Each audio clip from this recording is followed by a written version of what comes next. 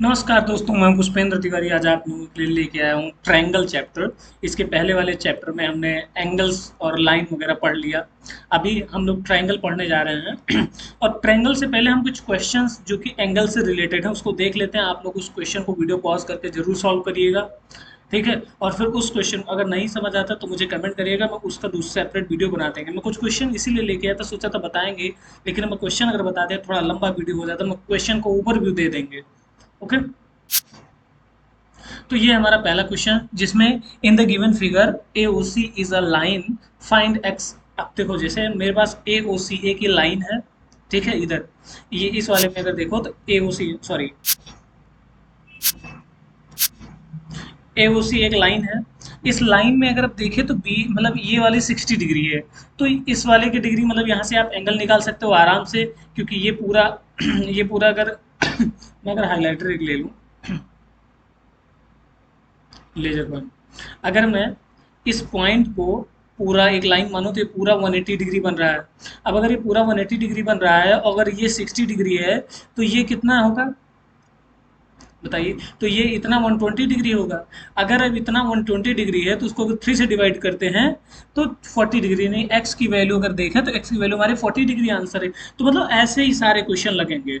मैं इसके बारे में नहीं बता रहे हैं। अगर मैं देखूं तो पूरा ये पूरा 180 डिग्री बन रहा है, ये पूरा, ठीक है। और यहाँ क्या, यहाँ देखो दो कंडीशन दी गई। एक कंडीशन में ये बोला गया define why when x equal 60 degree, जब एक्स की वैल्यू 60 हो तो वाई की वैल्यू क्या होगी। तो पहले टर्म में क्या करेंगे, एक्स की वैल्यू हमको 60 पता है, इसका मतलब ये पूरा 120 डिग्री है, ठीक है, क्योंकि एक्स की वैल्यू क्या है 120 है।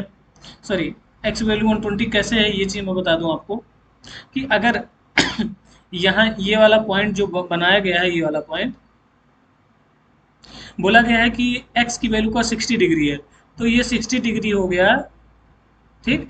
मतलब कि एक्स की वैल्यू हो गई, उसके बगल में 2 लिखा गया है, और अगर बगल में 2 लिखा गया तो इसको हम क्या मानेंगे, मल्टीप्लाई मानेंगे। अब 6 का मल्टीप्लाई अगर 2 से करते हैं तो हमारा क्या आ जाता है 160 120 डिग्री। अब अगर हमारे पास जो है, अगर ये हमारा 120 डिग्री हो जाता है तो फिर y की वैल्यू हमारा क्या हो जाएगा 60 डिग्री हो जाएगा। क्यों हो जाएगा, क्योंकि ये पूरा पूरा अगर मैं बात करूँ पूरे का तो 180 डिग्री होता है।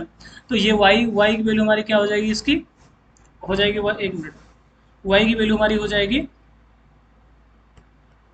60 डिग्री। देखिए कैसे हो जाएगी।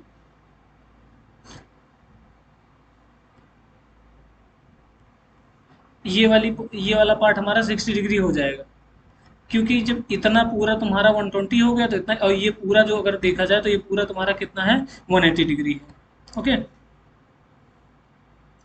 नेक्स्ट पॉइंट की अगर बात करें हम, तो ऐसे सारे क्वेश्चन को लगाना है, ठीक है। मैं ओवरव्यू दे दे रहा हूँ, सॉल्व आपको करना है।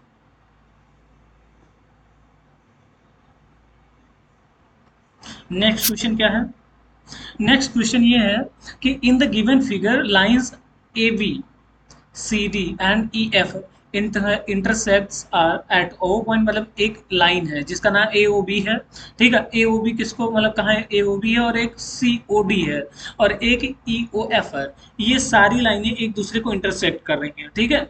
अब ये जो सब सारी लाइनों को एक दूसरे को इंटरसेक्ट कर रही हैं, तो इसमें हमको क्या फाइंड करना है, एंगल ए ओ सी, यानी angle A O C find करना है, नहीं ये वाला एंगल फाइंड करना है, एक ये वाला एंगल फाइंड करना है ए ओ सी, और दूसरा एंगल सी ओ एफ, सी ओ एफ, एक ये वाला फाइंड करना। तो हमें लगता है आप आराम से फाइंड कर सकते हैं, क्योंकि अगर ये देखा जाए तो वर्टिकली अपोजिट एंगल, ये देखा जाए तो वर्टिकली अपोजिट, यानी एंगल सी का पहले ही आपको पता, मतलब एंगल ए ओ सी आपको पता ही चल गया 35 डिग्री हो जाएगा, क्योंकि ये दोनों वर्टिकली अपोजिट है। और ये दोनों अगर देखा जाए तो ये पूरा कितना 40 डिग्री, ये भी तुम्हारा 40 डिग्री हो जाएगा। और जब ये 35 40 हो गया, और ये पूरा आपको पता है एक लाइन 180 डिग्री है, तो 35 40 कितना हुआ 75 हुआ, यानी 105 डिग्री सेल्सियस आपका 105 डिग्री का आपका ये मतलब हो गया, क्या नाम है, सी ओ एफ 1 डिग्री 105, यानी 105 डिग्री, ये हो गया। ठीक उसी प्रकार से ये वाला क्वेश्चन भी ऐसे लग जाएगा। देखिए आपके पास दो एंगल दिए गए हैं, और ठीक वैसे इसमें थोड़ा सा कंट्रोवर्शियल है, ट्राई करना। कंट्रोल मैंने इसका डायग्राम दे दिया है, हालांकि इसमें डायग्राम दिया नहीं था, मैंने इसका डायग्राम बना के दे दिया है कि एक राइट एंगल ट्रायंगल है, ठीक। और ये राइट एंगल ट्रायंगल हो गया आपका। बोला है कि ए एल जो है एक परपेंडिकुलर है किस पर, बी सी पर। ए एल जो है बी सी पर एक परपेंडिकुलर, मैंने परपेंडिकुलर दे दिया। तो इसका मतलब जब ये पूरा तुम्हारा 90 डिग्री हो गया और ये भी तुम्हारा 90 डिग्री हो गया। अब तुमको क्या फाइंड करना है, एंगल ये वाला और एंगल ये वाला, दोनों आपस में मतलब बराबर हैं, तो कैसे बराबर हैं, ठीक है। ये आपको फाइंड करना है, ए सी बी फाइंड करना है, ए सी बी और उसके बाद बी ए एल, यानी बी ए एल, यही दोनों एंगल आपको बराबर है, ऐसे इसको प्रूव करना है आपको। ठीक है, तो ये आप बहुत इजीली प्रूव कर लेंगे, इसलिए मैं आपको डायग्राम दे दिया हूँ। ट्राई करिएगा, कोई दिक्कत होती है तो मैं कमेंट बताइएगा। ठीक है, अब आते हैं हम लोग चैप्टर ट्रायंगल पर। ट्रायंगल क्या होता है, a triangle is a three side polygon, three side polygon that consist of three degree. मतलब कह रहा है कि जैसे देखो, अब इसको मैं पढ़ के आपको बता नहीं रहा हूँ, मैं सीधे बता दे रहा हूँ, कोई भी ऐसा डायग्राम जो कि तीनों साइड से बंद होता है, जिसके तीन मुंह होते हैं, वो तुम्हारा क्या होता है, ट्रायंगल होता है। यानी अगर हम ऐसे कर दें तो ये ट्रायंगल नहीं हुआ, ये केवल एंगल हुआ। लेकिन अगर मैं यहाँ से यहाँ ऐड कर दूं तो ये हमारा ट्रायंगल हो गया। ठीक है, और एक चीज खास बात, ट्रायंगल के मान लो दो एंगल, ये एंगल ए हो गया और ये एंगल, एक मिनट, ये एंगल बी हो गया और ये एंगल सी हो गया। अब मैं बात करूं, अगर मैं एंगल सी और एंगल बी की बात करूं, तो एंगल ए और एंगल बी को अगर हम ऐड करें तो सी से ज्यादा होगा। यानी किसी भी दो एंगल का ऐड, यानी योग, यानी जोड़, दूसरे तीसरे वाले एंगल से हमेशा ज्यादा होना चाहिए, तो वो हमारा ट्रायंगल होता है। रूल के साथ आपके आपके एग्जाम में क्वेश्चन कैसे पूछा जा सकता है, बोल देगा कि मतलब मान लो ये आपका टू है और ये आपका थ्री है, ठीक, तो ये आपका कितना होगा, और मान लो ये मैंने बोल लिख दिया फाइव है, तो ये पॉसिबल नहीं है। नहीं, पॉसिबल हो सकता है। ठीक है, क्यों, क्योंकि बराबर भी हो सकता है। ठीक है, मान लो दो एंगल का, तीसरे मान लो एक राइट एंगल ट्रायंगल है ऐसे, ठीक है, और ये दोनों शेप आपस में बराबर हैं, ये दोनों भुजाएं आपस में बराबर हैं, ठीक है, तो इनके आमने सामने का जो भी एंगल होगा वो भी हमेशा बराबर होता है। तो ऐसी सिचुएशन में ये 90 डिग्री और ये 45 हो जाएगा, ये 45 हो जाएगा और दूसरा वाला भी 45 हो जाएगा। तो ये तो है, लेकिन हमें ये चीज़ नहीं देखना। कोई भी ट्रायंगल अगर राइट एंगल ट्रायंगल नहीं है तो दो एंगल का ऐड यानी योग तीसरे एंगल से हमेशा बड़ा होगा, ये जान लीजिए। ठीक है, इसको मिटा देते हैं,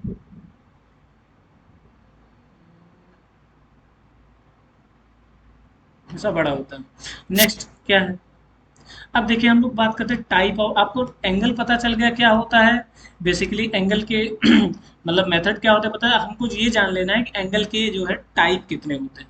क्लासिफिकेशन ऑफ एंगल, एंगल को दो प्रकार से बांटा गया, एक तो एंगल अकॉर्डिंग टू एंगल और एक अकॉर्डिंग टू शेप।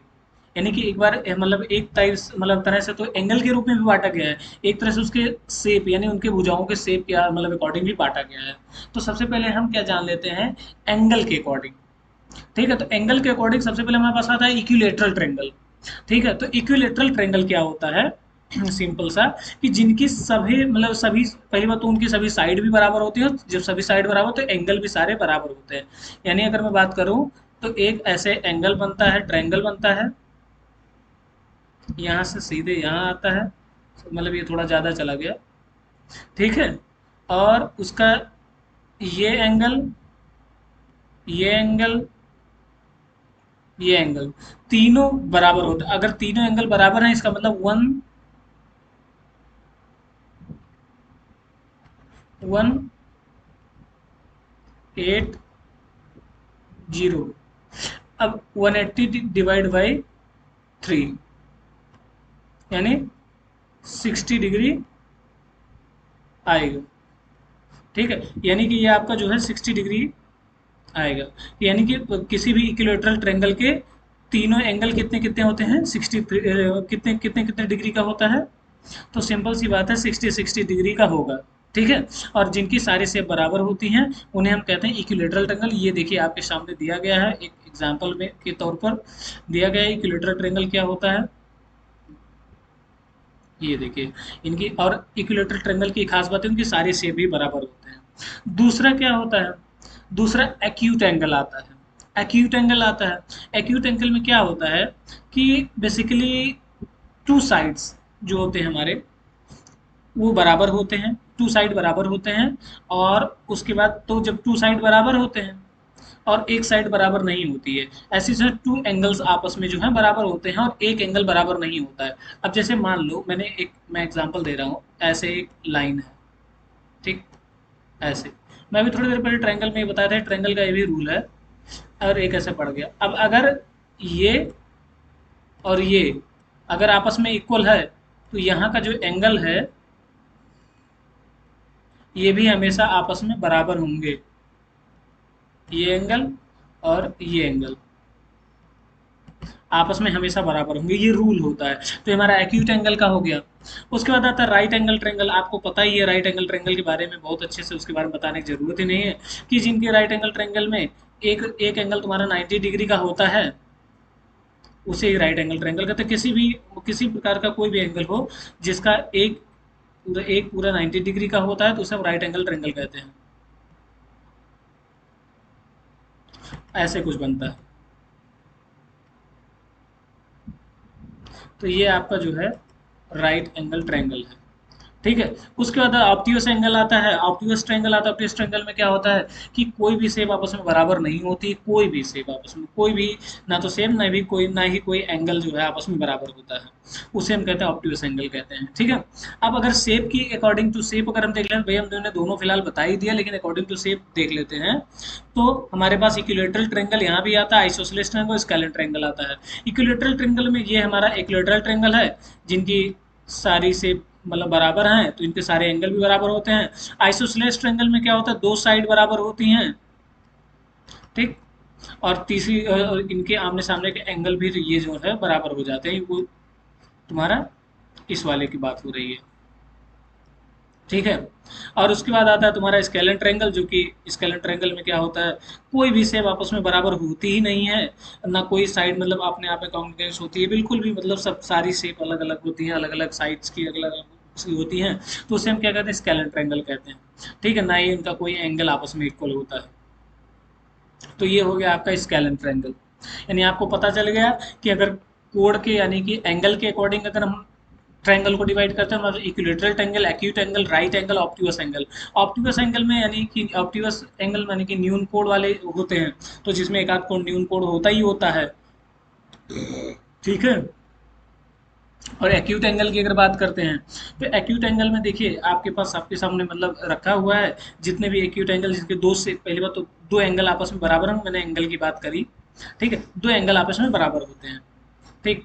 और आइसोसेलेस ट्रायंगल की बात करें तो दो शेप आपस में बराबर होती हैं, ठीक। और आपको हमारे ख्याल से अगर कोई भी दिक्कत आती है, कोई कंफ्यूजन आती है तो एक बार जरूर मतलब कन्फेस करिएगा, मैं आपको क्लियर कर देंगे, वैसे कोई भी दिक्कत नहीं आनी चाहिए। ये देखिए आपके पास टाइप और हर एक एंगल्स का अलग अलग प्रोसेस दिया गया है, आप इसको समझिए। Type of triangle based on side, based size, side के अकॉर्डिंग अगर मैं देखूं तो मेरे पास जो है स्केलेन ट्रायंगल, आइसोसेलेस ट्रायंगल और इक्विलेटरल ट्रायंगल है, जिसमें से स्केलेन ट्रायंगल की अगर बात करें तो लिखेंगे a scalene triangle has all side length of the different measures, no side will be equal in length to any of the other side. In such a triangle, in a scalene triangle, all the interior angles are also different. The figure given below illustration and triangles, मतलब यही चीज मैंने जो भी दिया और आपके पास लिए एग्जांपल भी दे दिया कि कोई भी साइड आपस में बराबर नहीं है, तो हर एक साइड अपने आप में अलग होती है, हर एक एंगल अपने आप में अलग होते हैं, उसे हम स्केलिन ट्रायंगल कहते हैं, ठीक है। हर एक एंगल अपने आप में अलग होते हैं, हर एक ट्रायंगल अपने आप में अलग होते हैं। उसके बाद आता है isosceles triangle. Isosceles triangle, in an isosceles triangle the inside of the two three sides are equal, two और थ्री साइड्स आर इक्वल, मतलब तीन साइड में से दो साइड जो है, two of the three sides, तीनों साइड में से दो साइड आपस में इक्वल होते हैं और एक साइड जो अपने आप में अलग होता है। तो यानी कि अगर मैं इस ट्रायंगल को देखूं तो ये साइड अपने आप में इक्वल है और ये दोनों साइड अपने आप में इक्वल हैं। ये तो इसको हम क्या कहेंगे, इस आइसोसेलेस ट्रायंगल कहते हैं। और अगर एंगल की जब बात आएगी तो ये एंगल और ये एंगल अपने आप में हमेशा बराबर होंगे, ठीक है, ये सब एक्स्ट्रा इस चीज़ को बता दिया हूँ, इस चीज़ को ध्यान रखिएगा। यानी कि अभी हम आइसोसेलेस ट्रायंगल, आपको पता चलेगा दो साइड जिसकी बराबर होती हैं उनको हम आइसोसेलेस ट्रायंगल कहते हैं। अभी आपके सामने आ गया इक्विलेटरल ट्रायंगल। इक्विलेटरल ट्रायंगल में मैं आपके सामने ही रखा गया है कि सारी शेप आपस में इक्वल होती हैं, और जब सारी शेप आपस में इक्वल होती हैं तो मतलब सारे एंगल्स भी अपने आप में इक्वल हो जाते हैं। तो ये 60 डिग्री का, ठीक, ये 60 डिग्री का, ये 60 डिग्री का आपके सामने एंगल पड़ा हुआ है। ओके, तो इसमें क्या लिखा है ये चीज़ पढ़ लीजिए एक बार, इसके शॉर्ट ले लीजिए, बहुत इंपॉर्टेंट है। In an equilateral triangle, all the length of the sides are equal. In such cases, each of the interior angles will have a measure of 60 degrees. Since the angles of an equilateral triangles are some, it's also known as the equilateral equiangular triangle, मतलब जिसके सारे angle भी बराबर हों, सारे shape भी बराबर हों। The figure given will illustration and equilateral triangles, मतलब ये जो है एक प्रकार का एग्जांपल दिया गया है किसका, इक्विलेटरल ट्रायंगल का एग्जांपल दे रहा हूँ। उसके बाद आपके सामने आता है type of triangles on the basis of angles. Triangle है जो कि एंगल के ऊपर बेस्ड है, मतलब अकॉर्डिंग टू एंगल कितने टाइप के ट्रायंगल होते हैं। तो सबसे पहले आपसे एक्यूट एंगल आता है, जो कि एक्यूट एंगल में क्या होता है, सारे एंगल जो होते हैं लगभग 90 डिग्री या 90 डिग्री से कम ही होते हैं, समझ लो हमेशा 90 डिग्री से कम होते हैं एक्यूट एंगल में। ठीक है, इसमें लिखा है देखिए, an acute angle is a triangle whose all the three interior angles are acute. सारे थ्री इंटीरियर तीनों एंगल्स होते हैं क्या, एक्यूट एंगल होते हैं। In other words, if all interior angles are less than the 90 degrees then it is an acute angle triangle. मतलब पूरा जो ये भी एंगल, ये भी 90 डिग्री से 90 डिग्री बड़ा है इससे, इसका मतलब 90 डिग्री से छोटा होगा। ठीक है, इसका मतलब सारे ट्रायंगल जो होते हैं अगर 90 डिग्री से कम हो तो उसे हम क्या कहेंगे, एक्यूट एंगल ट्रायंगल। अब एक चीज़ हमें बताइए, अगर मैं ट्रायंगल के मतलब बेस पर देखूं तो फिर एक क्वेश्चन मन में आता होगा, इक्विलेटरल ट्रायंगल का तीनों एंगल 90 डिग्री से कम होता है तो उसको एक्यूट क्यों, क्योंकि उसको इक्विलेटरल बोला जाता है क्योंकि उसको तीनों मतलब एंगल बराबर होते हैं, भले 90 डिग्री से कम होते हैं लेकिन बराबर। ये जरूरी नहीं है कि 60 डिग्री का तीनों एंगल आपस में बराबर हो, हाँ ये जरूरी है कि 90 डिग्री से कम जरूर होगा। ठीक है, तो बस इसलिए इसको एक्यूट एंगल ट्रायंगल कहा जाता है। Okay,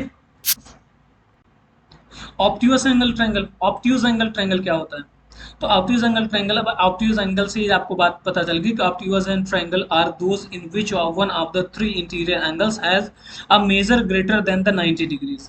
In other words, one of the angles is in a triangle is an obtuse angle, then the triangle is called a obtuse angle triangle and the figure given below illustrate। देखो मतलब कुछ आपके सामने figure, इसमें बोला गया है कि एक एंगल ऐसा होना चाहिए जो कि 90 डिग्री से ज़्यादा होना चाहिए। एक एंगल ऐसा जो 90 डिग्री से ज़्यादा, उसे हम ऑब्ट्यूज एंगल ट्रायंगल बोलेंगे।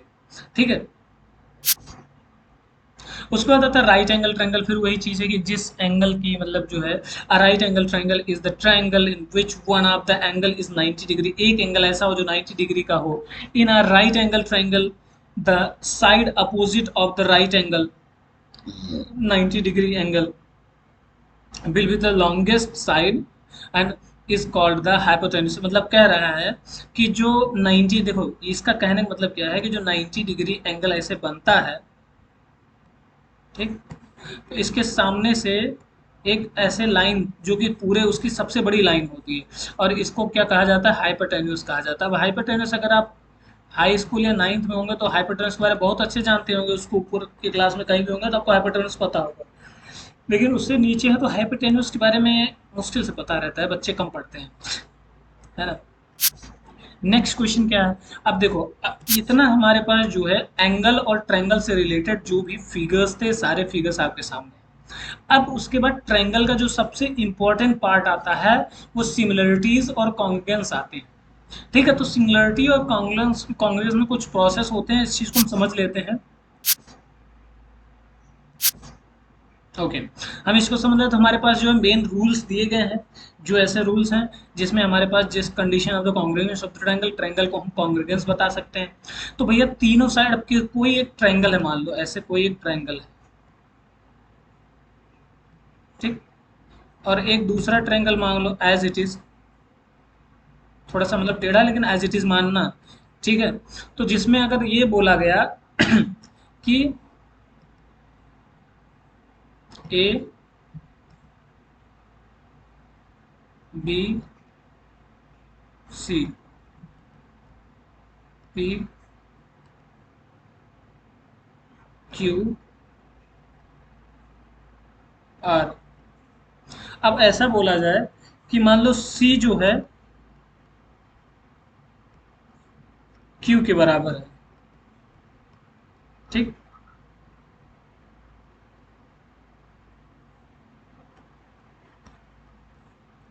सॉरी, और ए जो है वो पी के बराबर है। दो एंगल, लेकिन यहाँ साइड साइड की बात हो रही है, तो मैं साइड की बात करता हूँ। A B equal P Q,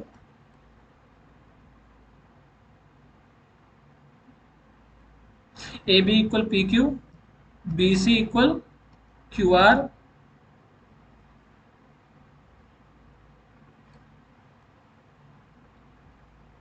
A C equal P R. तो ये तुम्हारा हो गया क्या, साइड साइड साइड के अकॉर्डिंग कॉन्ग्रेगेंस। कॉन्ग्रेगेंस और सिमिलर हमारे पास दो प्रकार के होते हैं, कॉन्ग्रेगेंस होता है, सिमिलरिटीज होती है। तो सिमिलरिटी देखो, सिमिलर मतलब क्या होता है कि उसी के जैसा है, मतलब जो है जरूरी नहीं कि बिल्कुल उसके जितना बड़ा ही हो, लेकिन यह सेम दिखता है। लेकिन क्या होता है कि जो कॉन्ग्रेगेंस होता है वो एज इट इज होता है, ठीक है। कॉन्ग्रेगेंस जो होता है बिल्कुल एज इट इज होता है, कि मतलब अगर दोनों हाथ के अपने पंजों को रखो तो ये तुम्हारा कॉन्ग्रेगेंस माना जाएगा। लेकिन किसी छोटे बच्चे का हाथ ले लो या किसी बड़े बच्चे का हाथ ले लो, तब अपने हाथ पे रखो, तो तुम्हारा सिमिलरिटी मानी जाती है। ये समझ लो कि मतलब सिमिलरिटी उसी जैसा दिखता है, उतने एंगल एंगल सब बराबर हो सकता है। लेकिन सिमिलरिटी में कभी भी सर सिमिलरिटी का वो होता है कि मतलब बिल्कुल उसके जैसा होगा, लेकिन उतना बड़ा सेम नहीं होगा। लेकिन कॉन्ग्रेगेंस क्या होता है, सब कुछ उसी के बराबर होगा, बिल्कुल सारी साइज एकदम जैसी साइज भी वैसे ही होगी, ठीक है। तो इसलिए उसको हम कॉन्ग्रेगेंस कहते हैं। मतलब कि एक थाली लो सेम साइज की, दूसरी थाली लो एक में आ जाए, तो उसे हम क्या कहते हैं, कॉन्ग्रेगेंस कहेंगे। मतलब कि बिल्कुल एकदम सेम साइज। तो कॉन्ग्रेगेंस के रूल कौन कौन से, एक साइड साइड साइड है, दूसरा साइड एंगल साइड, मतलब एक एंगल बराबर हो, दूसरा साइड बराबर। तो भैया ये भी तो सही है कि मान लो एक ऐसे है, एक ट्रायंगल ये है, एक ट्रायंगल ये है, ऐसे कर दूं, ठीक। अब अगर ये वाला ट्रायंगल और ये वाला ट्रायंगल, ये वाली लाइन, ये वाली लाइन और ये वाली लाइन आपस में इक्वल अगर है, तो ये एंगल जो होंगे, ये एंगल भी बराबर होंगे। ये रूल है।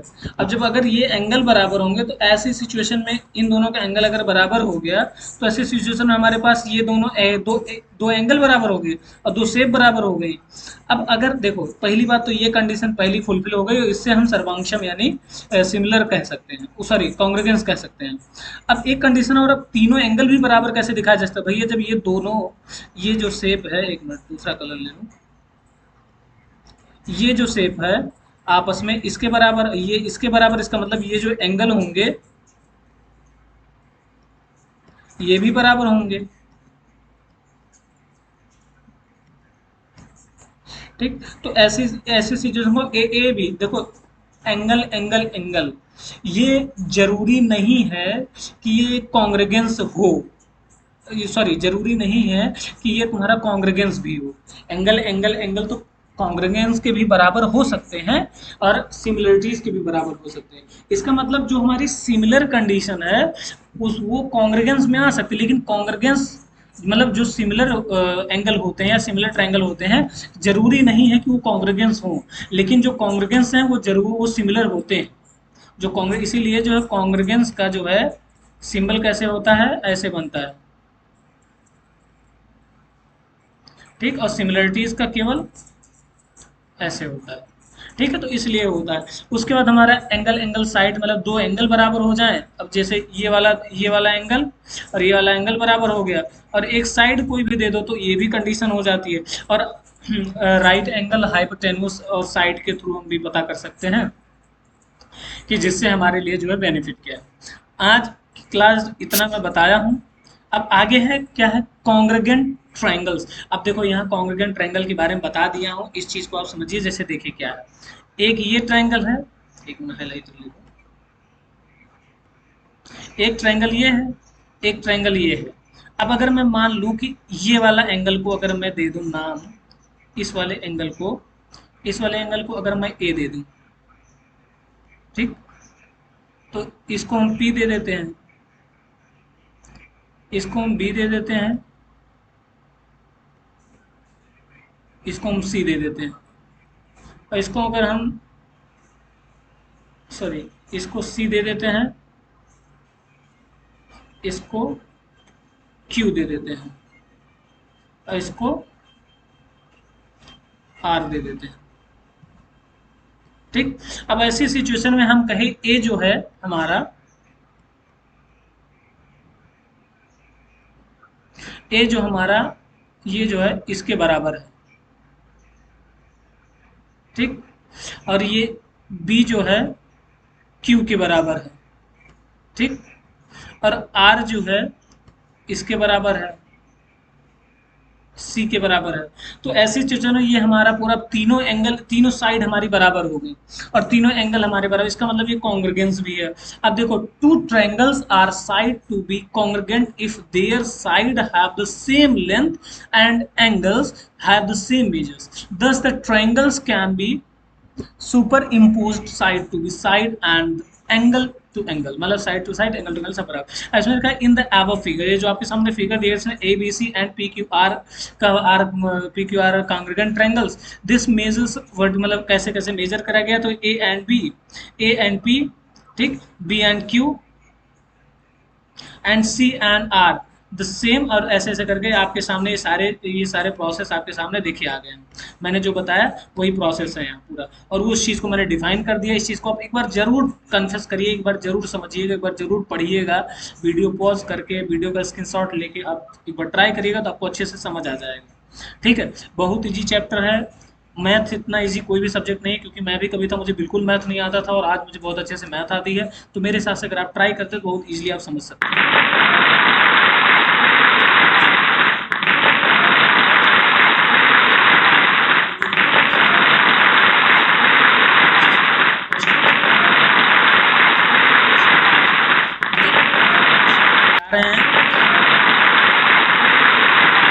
ट्रायंगल से रिलेटेड में क्वेश्चन लेके आ रहे हैं, ठीक है, और नेक्स्ट वीडियो में केवल क्वेश्चन होगा, उस क्वेश्चन को हम लोग मिलकर सॉल्व करेंगे। लेकिन उससे पहले हम आपको सिमिलरिटीज और कॉन्ग्रुगेंस को दोनों को अच्छे से बता के कुछ क्वेश्चंस वगैरह सॉल्व करके उस बेसिस पर फिर हम अपना एक क्वेश्चन सीरीज लेके आते हैं। ओके, जय हिंद, जय भारत। मिलते हैं एक छोटे से ब्रेक के बाद।